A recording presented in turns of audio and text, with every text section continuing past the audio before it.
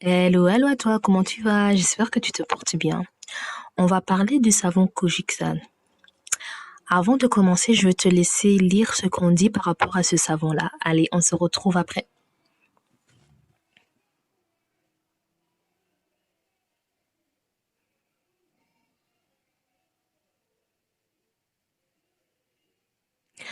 Donc voilà.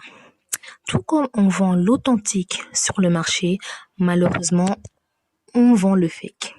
Et pour que tu ne tombes pas sur le faux, je vais te donner quelques repères qui vont te permettre de tomber sur le vrai.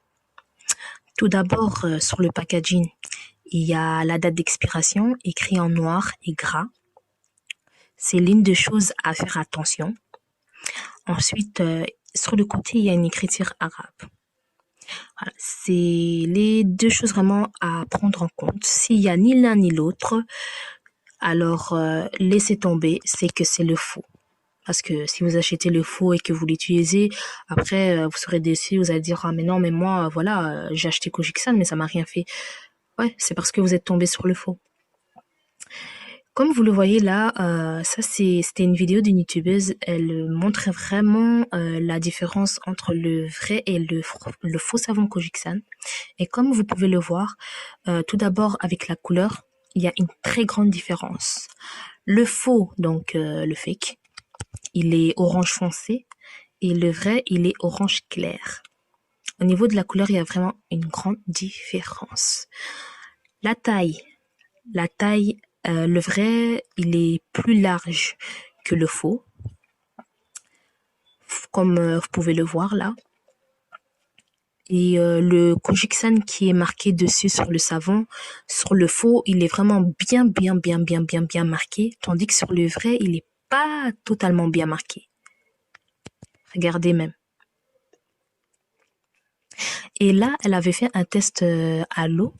Le vrai, quand on a passé de l'eau dessus, bah, il reste toujours orangé. Tandis que le faux, quand elle a passé de l'eau dessus, on voit clairement que c'est devenu tout blanc. Au début, c'était orange, mais c'est devenu tout blanc à la suite.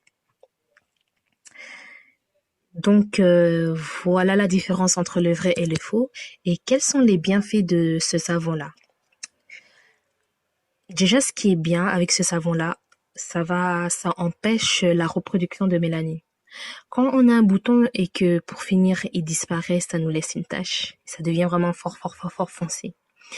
Et ce savon-là, si vous l'utilisez, ça va empêcher que la tache se noircisse. C'est ce qui est déjà bien. C'est bien pour tout ce qui est taches d'hyperpigmentation, ou bien taches de rousseur, ou taches dues à l'exposition au soleil.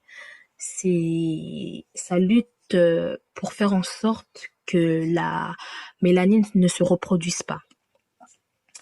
Ce qui est bien. Pour les boutons, ça les assèche complètement jusqu'au point que ça diminue et que le bouton disparaît totalement.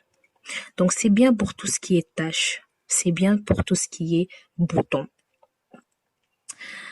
L'inconvénient de ce savon-là, il assèche tellement.